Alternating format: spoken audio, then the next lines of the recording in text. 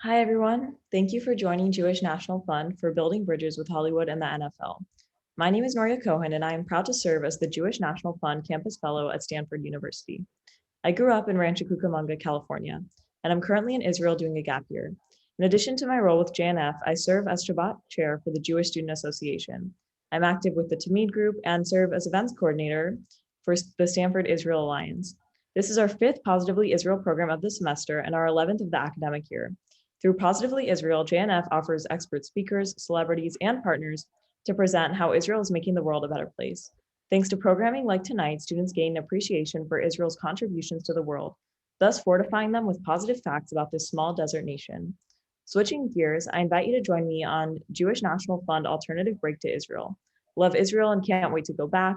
Want to do something amazing this summer? Looking for a volunteer opportunity in Israel? JNF Alternative Break is the trip for you. Get your hands dirty with meaningful community projects and experience Shabbat in Jerusalem. The trip is open to young adults aged 18 to 24. Round trip airfare from New York City and San Francisco to Israel, meals and accommodations are included. Participants are responsible for raising a minimum of $11,150 from at least 5 donors. Join me in Israel this summer by registering today at jnf.org/break. Our first speaker is Lana Melman, the CEO of Liberate Art Inc. Lana is a leader in combating the cultural boycott BDS campaign against Israel. A 20-year veteran of the entertainment industry, Lana has served as a writer, producer, attorney, and creative executive for companies such as CBS, Warner Brothers, and Paramount. She has worked with representatives of over 1,000 artists targeted by the boycott campaign and has been instrumental in preventing numerous cancellations of scheduled concerts and tours in Israel. Lana is often interviewed on talk radio and TV and works to educate others about the tactics, strategy, and goals of the cultural BDS through speaking engagements and opinion pieces in international publications. She has a book about the cultural boycott campaign, Artists in the Crosshairs, due out in fall 2021. Lana is a proud JNF Sapphire Society and Arts and Entertainment Task Force member. We will first hear from Lana Melman, and then we will hear from Sarah Herman. We will have time at the end of the program for questions from the audience. If you have questions for our speakers, please type them in the chat. Without further ado, Lana Melman. Lana, I'm going to ask you a couple of questions. So first, how did you decide you wanted to work as an advocate for Israel within the entertainment community? Well, first of all, I want to say thank you, Nuria, and thank you everybody from JNF, Positively Israel. I think this is an absolutely wonderful program, and we're both delighted to be welcome here as your guests and speak to your audience. This is very exciting for us as well. So in answer to your question, my connection, my entry into this new career of mine or present career of mine really started from the fact that my two great passions in life have always been Israel and the entertainment industry. I fell in love and had a deeper connection with Israel when I first learned the story of the Holocaust when I was like 9 years old. Prior to that, I had a very deep connection with my family, and particularly my extended family, aunts, uncles, cousins. And when I learned about the Holocaust, along with the miracle of Israel, I felt an incredibly deep connection and realized that this tribe of mine was actually much wider and included all the Jewish people around the globe. Now, in terms of my passion for the entertainment industry, my background was mostly television and feature films. I absolutely loved it. I loved the collaboration, the creativity, building the relationships, creating something together as a group that becomes so much more than any of the individual contributions could ever make independently. I absolutely loved it. And also, I think it's very interesting and kind of fun to think about like the Jewish connection to storytelling and entertainment. And when you think about it, we are the people of the book, and that book, Torah, is filled with wonderful stories about our humanity. Oh, and they're filled with very real people, very real conflict. It's a very fertile ground for storytelling. and a great source, by the way, for potential stories for any people thinking of becoming screenwriters. So those were my two passions. And in right around 2011, the cultural boycott campaign against Israel, which I think most people in this particular audience is aware, is part of the BDS, or Boycott, Divestment, and Sanctions campaign against Israel. Well, which covers economics, academics, as well as the arts and entertainment. It really came into full force around 2010. And it was extremely disturbing to me because this impacted both of my loves. It impacts obviously Israel because it's smearing the Jewish homeland, but it also impacts the arts. It impacts films and music because it's interfering with the connection between artist and audience.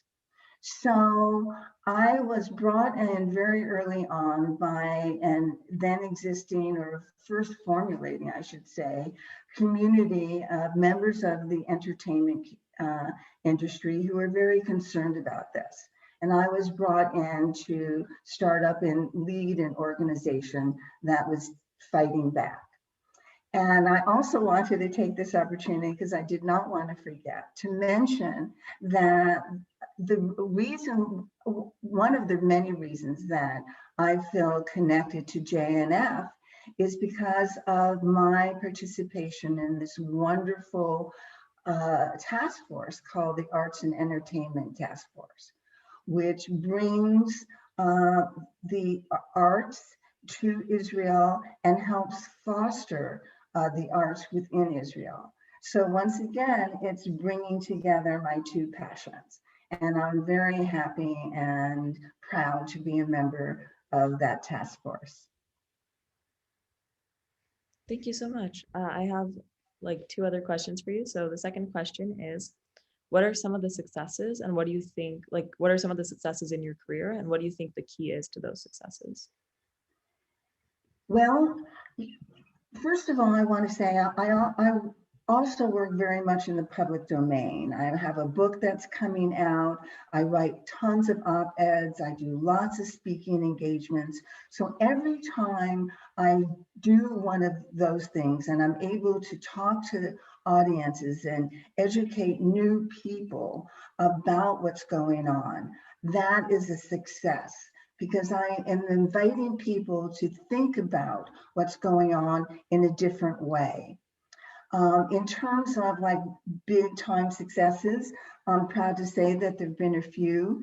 In 2014, I, along with several other key members of the entertainment industry, circulated a statement in support of Israel's right to defend herself, which was ultimately signed by over 300 major players in the business, including Arnold Schwarzenegger and Seth Rogen, Sylvester Stallone. I worked with Scarlett Johansson when she was under fire for her association with SodaStream.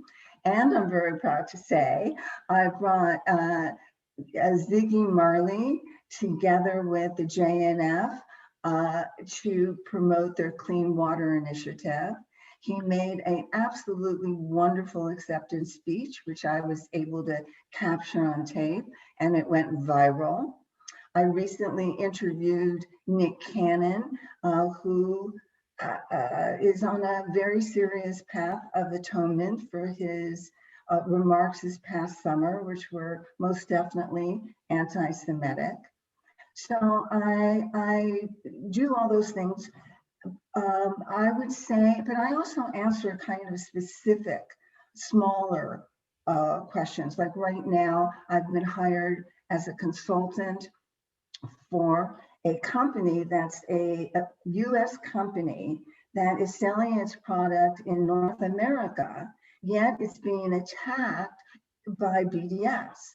And why is that? It's because it's reaching out to social media influencers and for like endorsements of their product. And one of the two international parent companies is an Israeli company. So I'm really excited to help out on that, again, by helping this particular company navigate those difficult but waters successfully, I think is an accomplishment for everyone. And I think the key is really two things. Number one is to capture the narrative and frame the debate, not always be on the defense, be on the offense. And I, for example, talk about the cultural boycott as censorship. And I challenge the morality of the campaign itself. So that's a huge fact. And another one, I guess, would be building relationships within the community and fostering those relationships so that I have people out there that I can reach out to when I need support and help. Perfect. That was really interesting. Thank you. And then two more questions. What are some of the challenges you faced in your job? Boy, I'd say the greatest problem is that it's kind of like a whack-a-mole arcade game. Every time I feel like I am coming at the problem from one direction, people will come up with a counter argument, like certainly when it comes to accusations against Israel. They're endless because they don't have to be based on truth. So again, part of the counterattack to that is to invite the people to look at the larger issue, to answer the question specifically, and directly and truthfully, but to invite them to think of the situation differently. And I find that to be very helpful. And then of course, on the other side, the positive stuff is how much support there is out there for Israel and for freedom of artistic expression and the right of all of us to decide what movies, what television, what music we want to consume as people. Absolutely. Thank you. And my last question for you is, how can you be outwardly pro-Israel in the environment and the entertainment industry today, given today's climate? Well, obviously we're living in very chaotic times, but we're also living in very hopeful times. There's a lot of social change going on, and I think there's a great opportunity for us to change what has been thousands of years of Jew hatred by presenting ourselves and standing up for ourselves. Now, first of all, advice, again, one of the things I try to invite people whenever I talk to students or even clients is you lose the war when you begin by saying, well, it's complicated. So it's much better and much more effective to come out and speak very concisely about what your thoughts and your feelings are. And in terms of today, the answer is yes. You can be a proud Zionist and very successful in the entertainment industry. You'll find lots and lots of support there. It's very helpful if you make the people who pose questions understand that your love for Israel is part of your ethnicity. It's part of who you are as a Jew. And perhaps you could say truthfully, part of your faith. If you say that up front and invite them to understand that simply by questioning your right to be here based upon your ethnicity is in and of itself discriminatory. And if we don't stand up for ourselves, it's hard for us to ask other people to do that. Like the thousands of celebrities and artists across the world who get attacked because they want to perform for their Israeli fans. Yeah, thank you so much. So thank you, Lana, for sharing your personal narrative with us. We must continue this important work on college campuses and in the entertainment industry. Our Thanks. second speaker is Sarah Herman. Sarah is from Los Angeles, California, and is an experienced digital media marketer with a strong background in the sports industry. She currently works at the National Football League, advising the NFL's 32 clubs' executive teams with their digital platform strategies and initiatives. Sarah holds a BS in Business Administration and a Master's in Communication Management, both from the University of Southern California. She is also currently pursuing her Master's in Sports Industry Management from Georgetown University in a fully employed graduate program. Sarah is the president of the JNF Future Los Angeles Board, sits on the Los Angeles Regional Board, is a member of the Arts and Entertainment Task Force, and is a proud Roots Society donor. In addition to her work with the Jewish National Fund, Sarah is a community representative with JDC Entwine and is a member of the Community Leadership Institute with the Jewish Federation in Los Angeles. We will have time at the end of the program for questions from the audience for both speakers. If you have questions for our speakers, please type them in the chat. Without further ado, Sarah Herman. Sarah, basically the same questions to you, so I just want you to have the time to give your story. Thank you, Nuria. I appreciate the introduction, and thank you everyone for having me. I want to take some time this evening to share my story, why I'm involved in JNF, why I work in sports, and the impact I hope that I can make using sports as a community builder in all areas of my life. I do want to add one brief disclaimer that everything I'm sharing today is my own opinion and not a reflection on any of the point of views that the NFL holds. So I just completed my 5th season at the NFL, arguably the hardest and most unprecedented season for a variety of reasons. I'm pleased to say we made it because there was a time back in September that I did not think we would. The power of sports as a community builder is what has drawn me to the industry as a fan, as a professional, and as a philanthropist. Whether you play sports or work in sports, there's a sense of commonality or a universal language that brings us all together in times of happiness and in times of strife. I've said this for many years to my friends and my colleagues. It really doesn't matter your socioeconomic background, your age, your gender, religion, political beliefs, occupation. There's really something special about sports that brings people together and helps bridge communities together. So a few examples that come to mind for me are Hurricane Harvey in 2017. JJ Watt, who plays for the Houston Texans, he put together a relief fund for those impacted by the hurricane. But before he did that, he mentioned how important it was that despite what the community was going through, the Texans were still going to play their game on that Sunday. Imagine what 3 hours of a football game brought to a community that just for a few hours, they forgot about some of their own deepest troubles and they came together to cheer for a team that was dear to them. Kobe Bryant last year, it really didn't matter who you were, what your background was, where you were from. Everyone in the world mourned his loss. Despite the sadness and the pain that really comes in that statement, it's beautiful to recognize the power that sports holds to bring all sorts of people together. COVID-19. At the beginning of the pandemic, we saw a stoppage of play in professional and collegiate sports. What has traditionally been used as an escape from reality for sports fans all over the world ceased to exist.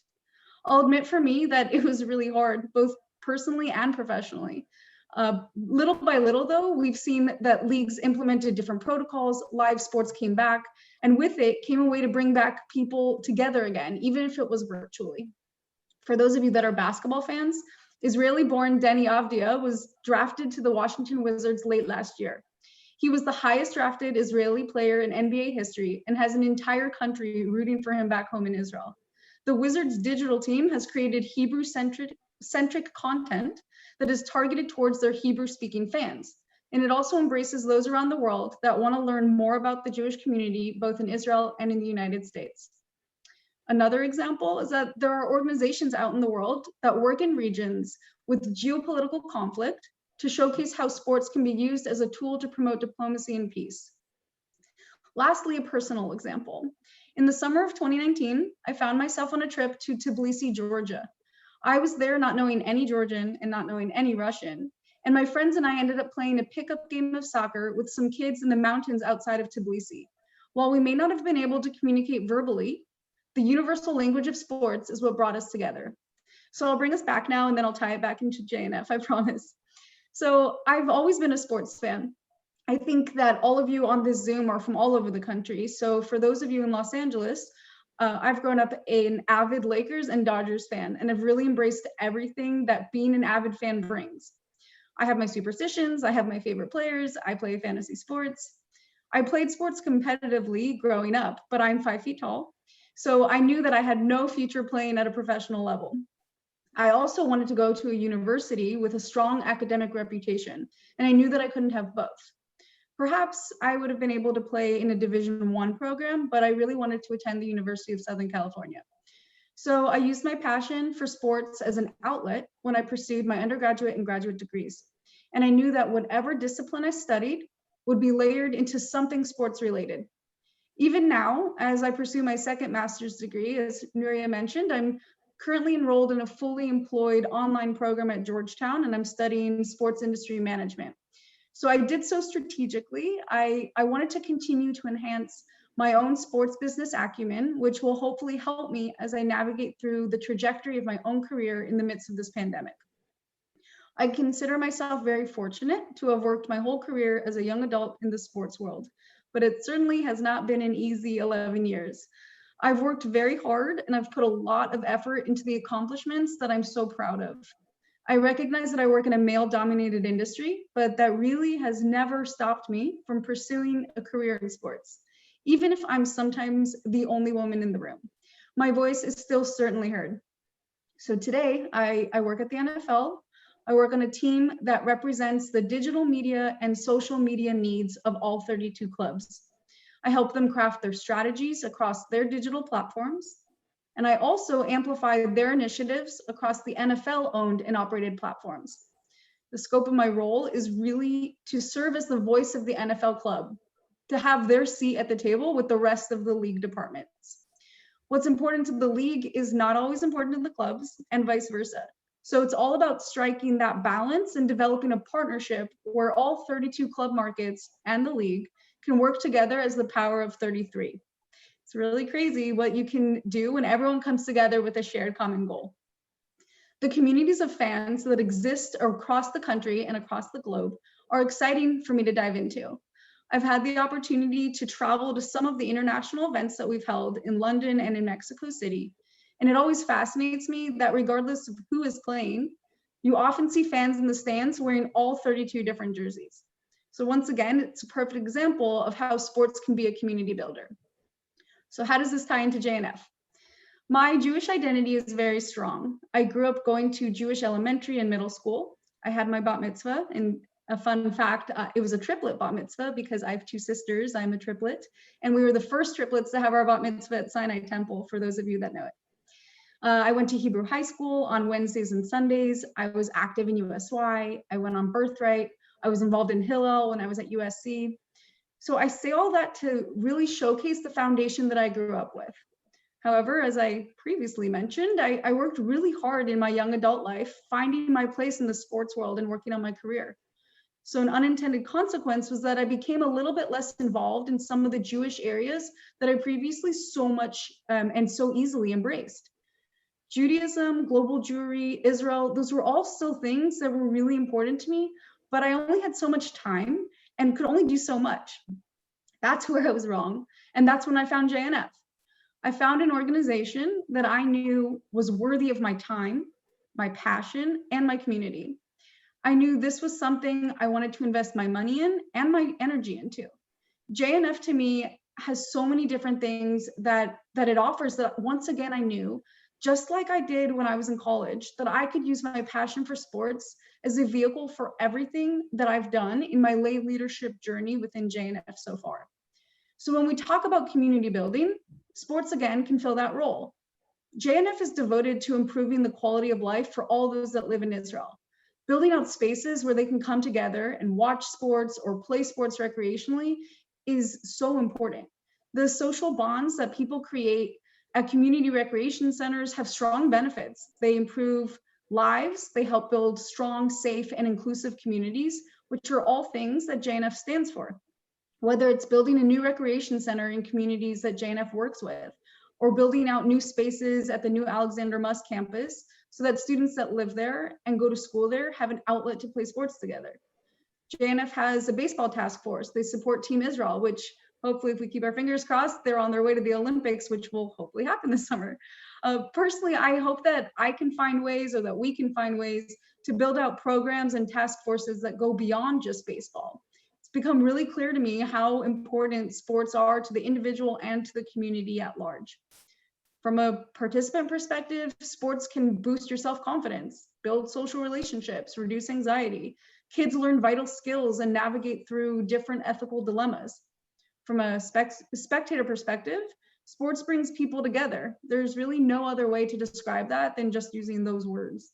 In a pre-COVID world, and I want you guys to imagine this, but in a pre-COVID world, there's something about watching your team play where you probably hug a complete stranger at a bar or at a game when your team makes an incredible play or scores the winning goal, touchdown, basket, whatever sport you're watching. So the best avenue for me was exploring how I could use my passion and that desire to share positive stories through the lens of sports and community building to a task force that already existed at JNF. So about a year ago, I joined the Arts and Entertainment Task Force with Lana. Well, I believe she's been on the task force for more than a year, but I joined it a year ago. And for me, like, sports can fit into recreational entertainment. And depending on how you look at it, sports can also be an art. So perhaps in the future, there are ways that we can all still work together at a broader level to unite all Israelis together, improve their quality of life, and use their own sports as a vehicle to continue to promote community building. In addition to my involvement in the Arts and Entertainment Task Force, as Nuria mentioned, I sit on the regional board in Los Angeles. I'm the JNF future board president in Los Angeles as well. I'm a High Society donor, Root Society donor, and I'm proud to be able to combine all of my passions and my interests through JNF. That intersection is so important to me. So I talk about this lens that I look through, and yes, it might sound cheesy, but I do everything in the spirit of telling positive, real stories through sports.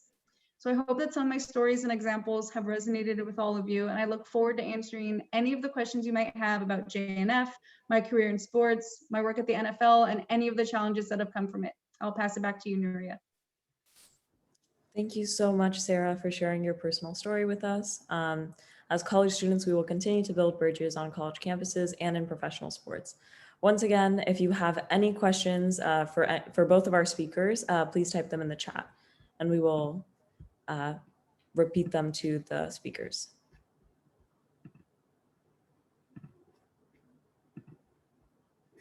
Any questions at all, just type them in the chat.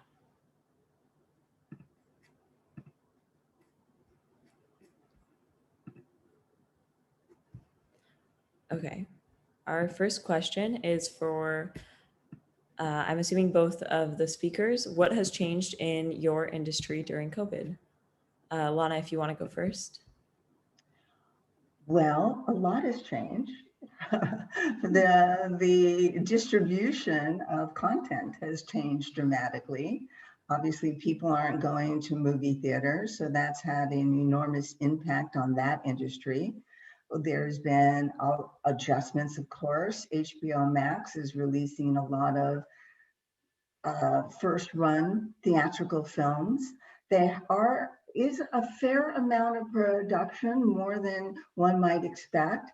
They are dealing with that by creating circles, if you will, like rings of who is allowed to contact whom. So each one is assigned a color, and you're only allowed to have physical contact with people in your same color sphere. And that way you're keeping people physically separated. There's constant COVID testing and a full-time COVID staff on production sets. And the positive for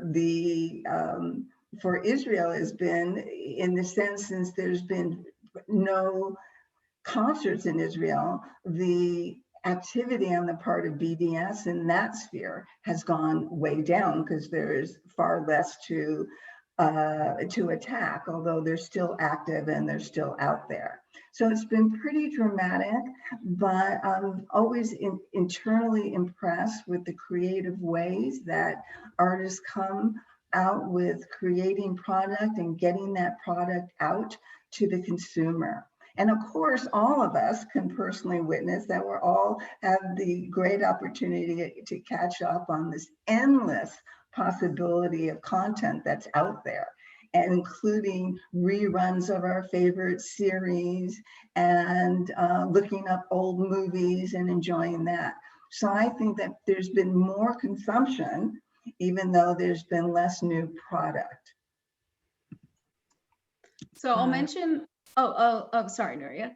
No, I was just gonna say, like, if Sarah, if you want to answer that Sure. question as well. Absolutely. So a few things that Lana mentioned resonated with me as well. Like in the sports industry, and I'll speak to how the NFL's done it because it's varied across all the professional leagues. We did not have a bubble this year, as you know, the NBA did have a bubble for those of you that follow basketball. But there was constant COVID testing. There was tiered access at facilities. I am used to traveling every year during the NFL season. I have not been on an airplane in a year. So this has been a strange adjustment for me as to how I interact with my colleagues, how I interact with all 32 clubs and the representatives that I work with there. The quality of content from a consumer perspective, for you who are watching, not just the game, but the content that you see on websites or on social media, you as the consumer are still going to expect high quality content. You're not going to care or even realize if the way in which that content is captured or produced changes. So from a media perspective, the club media teams, their access was restricted, cut off completely. So a lot of the interviews they conducted with players had to be done over Zoom. Many of the people that I work with who are used to going into the locker room and interviewing a player right there, getting their story, they have literally not seen a player in a year either. So they've either not been allowed physically in the facility or they just aren't allowed in the locker room. So we've had some hurdles and protocols and access issues that we've had to navigate through and overcome. And we worked with best practices. I worked very closely with PR this year, where that's a department that I usually didn't work as closely with. We've worked very closely with the broadcast team as well. And then other people have had to wear some additional hats in the scope of their role that they're usually not used to. The other thing I will say about consumption, though, and Lana, you reminded me when you talked about being able to consume a lot of content on whatever platform you're doing so, is this year, and I believe it's just this year only too, is the NFL allowed clubs to re-air their games at one point after the NFL week ended. So the way the NFL week works is it starts on Monday, ends on, it starts on Thursday, ends on Monday. So you have your Thursday night football game, you have the games on Sundays, and it ends on Monday. The new football week will then start on that Tuesday. And so clubs on Tuesdays and Wednesdays were permitted to re-air their previous week's game on their regional sport network to make up for some of the losses that they experienced on the sponsorship and revenue side, especially because with ticket sales, a lot of stadiums did not permit fans this year. And if they did, they were at like 25% capacity. So this year, the NFL season was competing with basketball. That was back at a time when they usually were not playing in the finals in those months. Hockey was there. There were a lot of different sports. Baseball was there. And so there were a lot of timing problems and issues, but the NFL, in terms of their ratings, their re-airs on regional sport networks, so not even national games, oftentimes exceeded the ratings that some of the national games from other sports had. So it was a nice win for us, but it had a lot to do with promotion. Perfect. Thank you so much. Okay, so now I have a question for Lana. What is the environment for observant Jews involving Shabbat, observance, etc., within Hollywood and the entertainment industry? Well, generally speaking, it depends, obviously, if you're in front of or behind the camera. For people in front of the camera, again, it depends a little bit on who you are and what the project is. For something like a feature film, it's much easier to schedule around Fridays and allow people off for at the end of the day for Shabbat. For certain other productions, it's more difficult. People behind the camera, the agents, lawyers, managers, are absolutely free to make their own schedule, and people are very, very respectful of it. I think it's basically a welcoming environment for people to experience and express their religious faiths. I don't think it's an issue. I think the one I think for people who would have the most difficulty is the crew, because they are they're more expected to show up and hang out for as long as it takes to get the job done. And most productions will not schedule around a particular crew member, whether it's a cinematographer or someone in the sound department. They're not going to get the same kind of allowances. But for actors, actresses, musicians, it's a lot easier. Interesting, thank you. And then this is a question for Sarah. Are there Jews in the NFL, and do NFL players ever visit Israel? Yeah, so I've never been involved in one of these trips, and one day hopefully I will be, but the Patriots, the Kraft family, they actually take many of their former and existing players every couple of years. They visit Israel.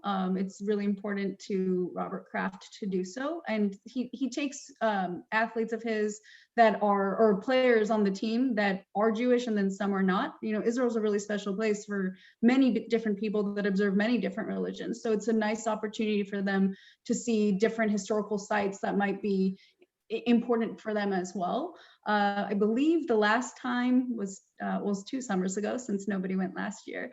But there are some Jewish players in the league. Julian Edelman is Jewish. And he's very open about it. He went on Birthright, and he talks a lot on his own personal digital and social platforms about how important his religion is to him. I'm sure that, actually, I can say that there was an article that I just read about how there was a Jewish player on both of the Super Bowl teams this year.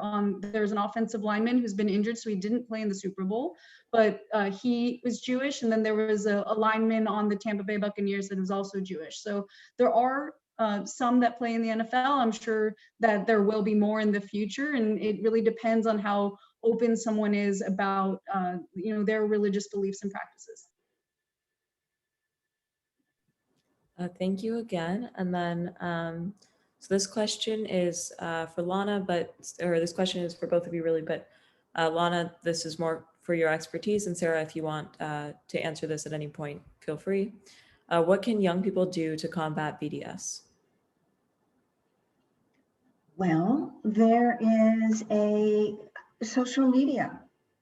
Young people are on social media, and it's important to have a presence that, once again, where you express condemnation against BDS, and you do it in a very succinct, affirmative manner.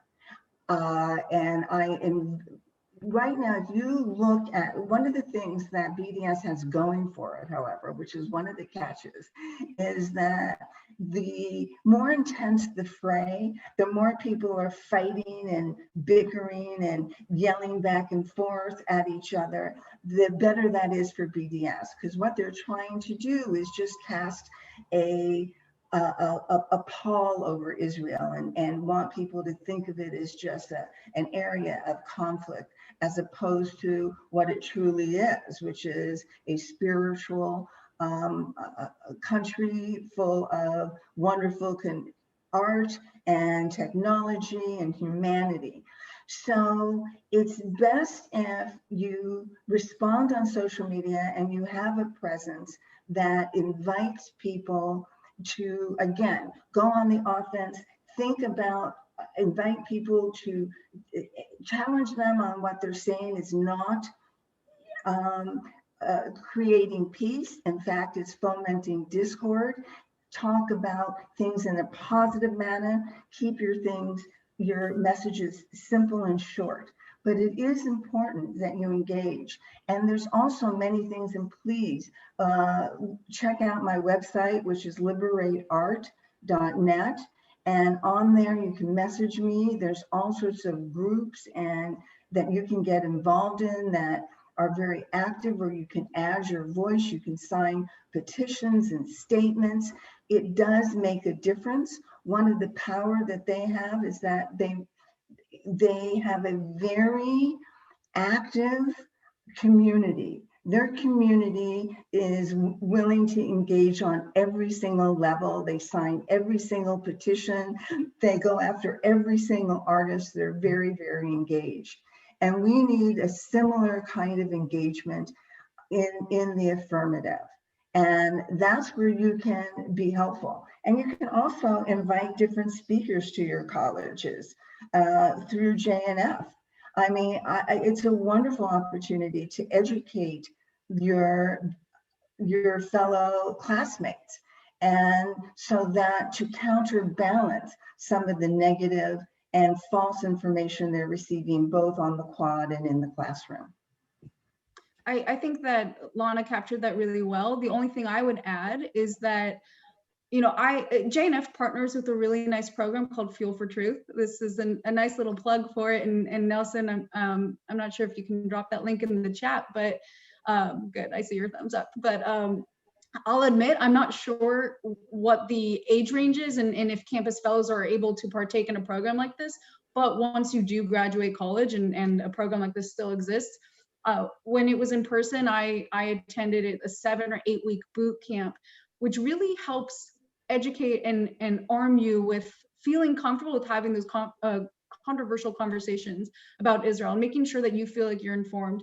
I had mentioned that I went to Jewish day school growing up. I had been to Israel multiple times. I've now been to Israel multiple times in my young adult life too. And I thought I knew everything that I felt like I'd be able to be comfortable in a conversation. And this boot camp showed me otherwise. I learned a ton. I learned a lot, and I feel a lot more informed in some of the conversations that I have on a personal level without bringing work into the equation. I think that it's just really important to feel comfortable with how you're speaking so that you are able to frame the conversation and show yourself off in a good light. Thank you. Now this is a question for Sarah, specifically about your Jewish identity. So you said you struggled with keeping up with the level of Judaism, with a certain level of Judaism through building up your career. How was that tradition? How did you decide to add more to your Jewish lifestyle? Sure. So, and sorry if I misspoke. It's not that I had to give up any traditions of mine. Like those still were very strong, and I went home for Shabbat dinners many times. I still celebrated and observed all the holidays, but I just wasn't as involved in any types of organizations when I was growing up and had that structure through college as well. Like on campus, there's Chabad, there's Hillel. I went on Birthright. Those things were a lot more accessible to me, where once you graduate, you have to try a little bit harder. And, you know, my mom used to say this phrase to me about friendships, and I think I can apply it here with Judaism as well, but nobody's going to come knocking down your door to say, hey, what's up? Like, do you want to be friends, or do you want to go out for dinner, or do you want to go to a bar, or whatever it is that you're doing? When you're in a campus environment and everyone's in the same dorm, it's a little bit easier. When you're out in the real world, like you have to create those opportunities for yourself. You have to create that happiness for yourself.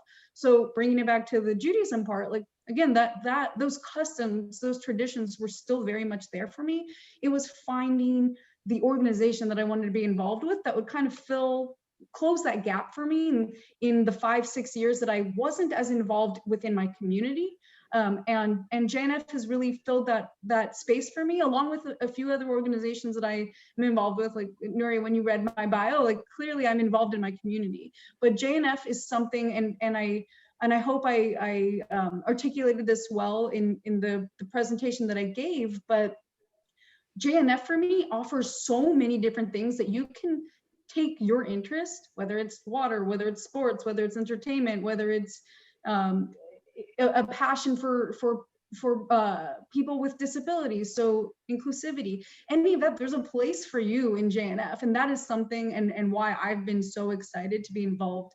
And my lay leadership journey has only grown over the last year and change, because I've become so excited about being able to leverage my own passion within my interest and passion for Israel as well. So I think that while that Judaism for me never went away, and the foundation never went away, JNF has only helped strengthen those bonds that I've created with myself, with my family, and with my community.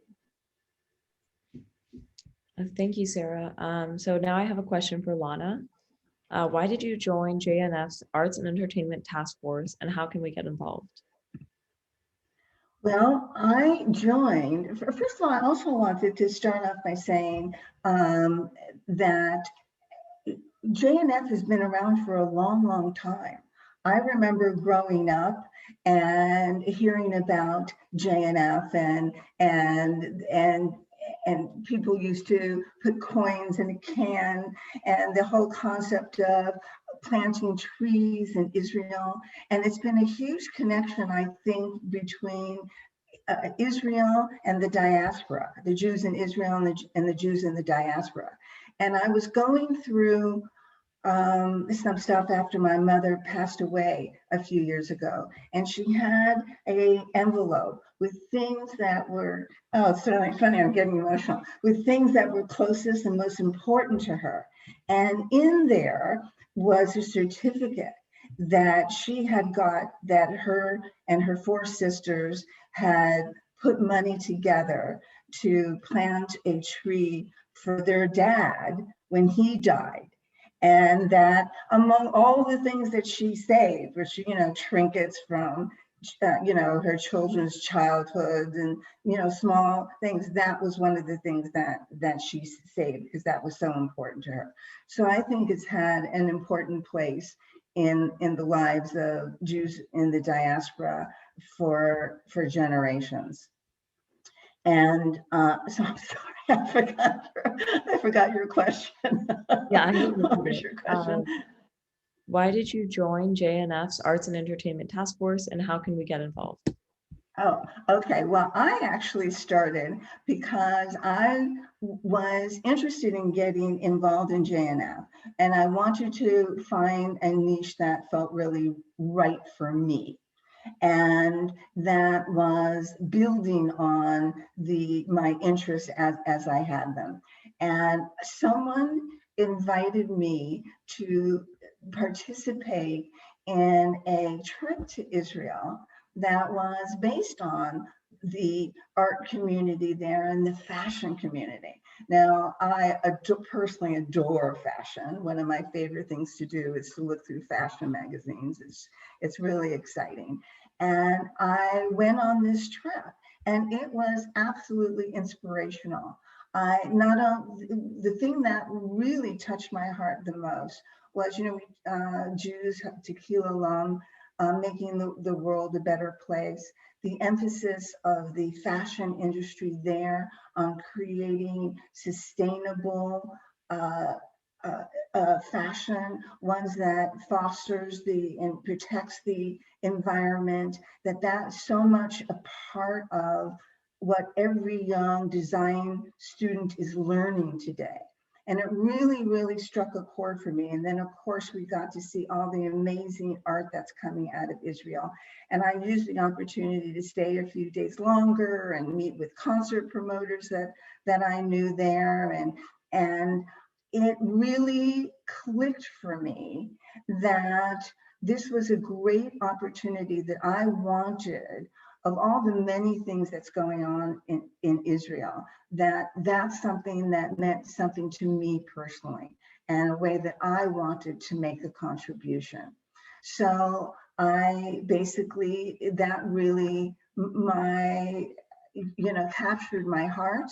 And shortly after I came back, I also happened to know Sylvia Caroline, and the two of us met and spoke, and I was very, very happy to join. And you can too. You can become involved and help sponsor watch some of the great stuff. There's great programming that the Arts and Entertainment Task Force creates. Recently, they did a program all about how with paint and talent and the local artists there, we're beautifying bomb shelters.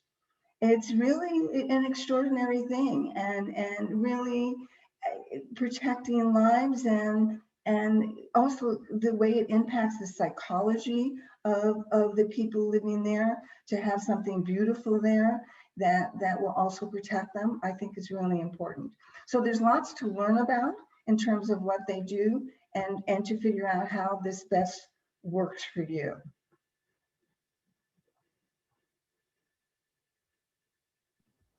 Thank you, Lana. I have one last question for Sarah. How did you get involved with JNF Future, and what advice do you have for college students who want to stay involved with JNF after they graduate? Sure, great question. So I had mentioned that it took me some time to find the organization that I wanted to devote my time and energy to. As right now, I'm a full-time student and a full-time professional, so finding time that I can devote to anything else, like whether it's philanthropy or not, is hard to come by. But a couple of years ago, I joined a mission in Israel with JNF. It was in 2019, and it was a Positively Israel trip. So the way that it was framed, and I was a donor at the time, but I wasn't as active as a lay leader within in the community.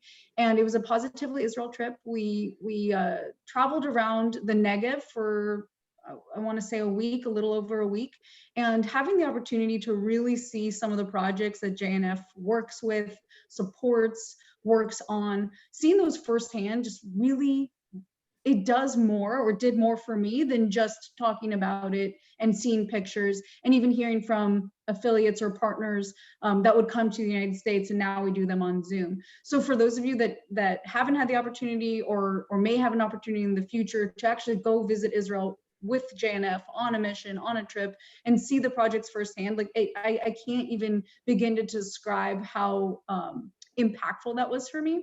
And when I came home, I immediately knew that this was an organization that I not only wanted to continue to give my money to, but find a way to be involved beyond just writing a check. And I can say that there are some organizations you might find yourself being involved with throughout your life, that you will just write a check and that will be okay. And then there will be others that you want to become more involved with, get your, like, roll up your sleeves, get your hands dirty a little bit. And then some where you'll do both.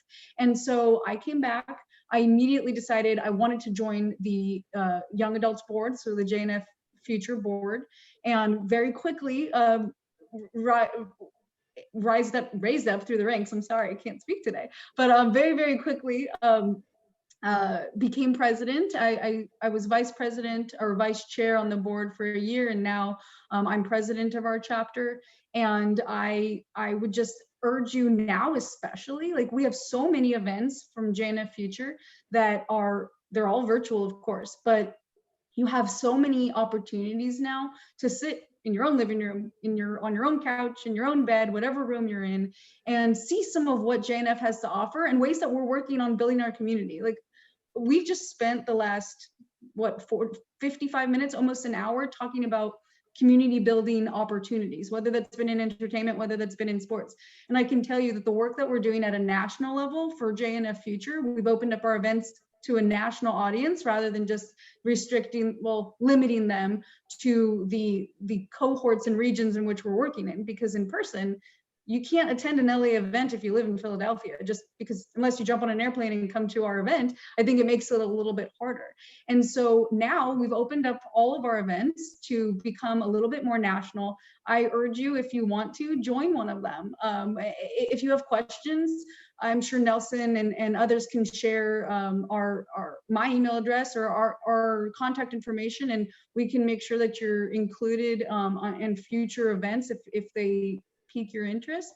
And then I'd say kind of what I had mentioned before, like, nobody's going to come knocking down your door to say, you know, come be involved in this. And maybe they will, but fewer people will come knocking down your door to say, do you want to be involved in this? Like, you have to create those own opportunities. I applaud you for being involved with JNF now as campus fellows, and you've already expressed interest and understood the importance of Israel to you and to your own communities now at the age that you are. So then take it upon yourself to take that next step even further. Once you graduate, reach out to your local chapters of JNF Future, wherever you may live. Reach out to, anyone on this call who's staff, but if you have questions, again, feel free to reach out to me and I can connect you to whomever would be the right person in your region. But it's all about, like, put the onus on yourself a little bit and create your own opportunities and your own happiness. Thank you so much, Sarah, and thank you, Lana. That's the end of our questioning, but thank you both for covering anti-Semitism in entertainment, what it's like for two Jewish women working in this industry, the JNF's Arts and Entertainment Task Force, and ways in which it builds community in Israel and in the United States.